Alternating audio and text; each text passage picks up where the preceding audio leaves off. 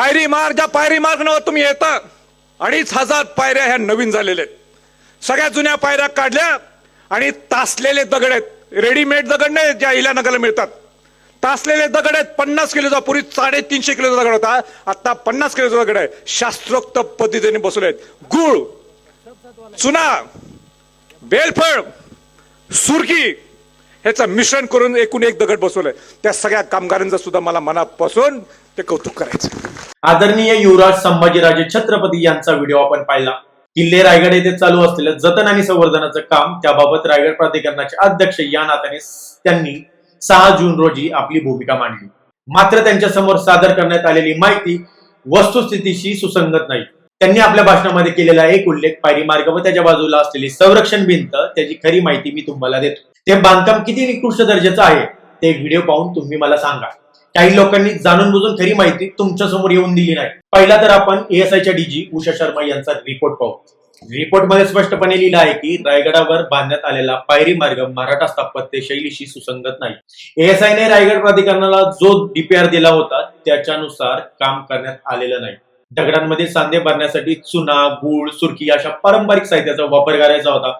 मात्र सांधे भरण्यासाठी छोटे दगड आणि माती भरल्याचा रिपोर्ट मध्ये लिहिला आहे. या पायरी मार्गामुळे पर्यटकांना दुखापत होण्याची शक्यता किंवा त्यांच्या जीवाला धोका निर्माण होण्याची शक्यता व्यक्त करण्यात आली आहे. त्यामुळे हा संपूर्ण पायरी मार्ग काढून नव्याने बांधण्याची ऑर्डर देण्यात आली होती. काम पूर्ण झाल्यानंतर ते काम एएसआय आणि कलेक्टर यांना तपासायला सांगितलं होतं. आता प्रश्न असा आहे की एएसआय आणि कलेक्टर त्यांनी हे बांधकाम प्रत्यक्ष पाहिले होते का? जर पाहिले असेल तर ते काम चांगल्या दर्जाचं आहे की निकृष्ट दर्जाचं आहे याबाबत अहवाल शिवभक्त आणि जनतेसमोर का ठेवला गेला नाही? आम्हाला मिळालेल्या माहितीनुसार हे काम प्रत्यक्ष पाहणी न करता चांगलं आहे असं मानलं गेलं आहे. तसंच या कामाबाबत कोणताही रिपोर्ट बनवलेला दिसत नाही. जर प्रत्यक्ष पाहणी झाली असेल तर एएसआय आणि कलेक्टर यांनी आपला अहवाल जनतेसमोर सादर करावा. कारण हा विषय केवळ बांधकामाचा नसून रायगडाच्या संवर्धनाचा आणि शिवभक्तांच्या विश्वासाचा आहे. आता दुसरा पुरावा, व्हिडिओ पहा. आता तुम्ही इथं बघाल तर हा जो दिसतोय पॅच, तुम्ही हा वरती दगड आहे, याला आपण व्हिनियर म्हणूया. म्हणजे जो पदपथ आपलं जे काही चालण्यासाठीचे एक प्लेन सरफेस हवा. पण हा दगड ज्या मॉर्टर मध्ये गेलाय, तुम्ही तो मॉर्टर बघा, पूर्णपणे खडक झाल्यासारखा किंवा वेल सेट झाल्यासारखा आहे.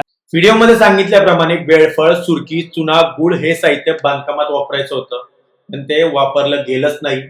जर वापरलं गेलं असतं तर ते दगडापेक्षाही कडक झालं असतं. ते मी बोलत नाही, ते रायगड प्राधिकरणाचे अधिकारी त्यांच्या तोंडाने सांगत आहेत. ते तुम्ही पाहिलं. सूर्य पूर्वेला उगवतो हे जेवढं सत्य आहे तेवढं सत्य आहे रायगड प्राधिकरणाचा भ्रष्टाचार. अजून एक गोष्ट सांगतो, गुळ, बेळफळ, सुरकी, चुना भिजवल्यानंतर मळीसारखा खूप तीव्र वास पसरतो. जर रायगडावर खरंच मोठ्या प्रमाणात हे सर्व साहित्य वापरलं गेलं असेल तर त्याचा वास संपूर्ण गडावर पसरला असता. गेल्या काही वर्षात रायगडावर जाणाऱ्या कोणालाही असा वास आला होता का? आला असेल तर त्यांनी नक्की आम्हाला सांगा. या कामासाठी साधारणतः 45 ते 50 कोटी रुपये खर्च झाले आहेत. आता एवढा मोठा खर्च करून तुम्हाला खरंच वाटतं का हे काम चांगलं झालं आहे? आपण या देशाचे नागरिक आहोत. कोणतीही वस्तू खरेदी केली तर आपण त्यावर जीएसटी भरतो. म्हणजेच आपल्या टॅक्सच्या पैशातून सरकारी कामे चालतात. त्यामुळे पैशाचा हिशोब मागण्याचा पूर्ण अधिकार आपल्याला आहे. हा फक्त पैशांचा हिशोब नाही, आपण सर्व छत्रपती शिवाजी महाराज आणि मावळ्यांचे वारसदार आहोत. त्यांनी पाचही शाहींना पायदळीत उडावून हिंदवी स्वराज्य उभं केलं आणि आज त्यांच्याच गडावर जर भ्रष्टाचार, निकृष्ट दर्जाची कामे किंवा इतिहासाची छेडछाड होत असेल तर त्याबद्दल प्रश्न विचारणं हे आपलं कर्तव्य आहे. आम्ही शांत बसणार नाही आणि हे सर्व पाहून तुम्ही शांत बसणार का हे तुम्ही आम्हाला सांगा.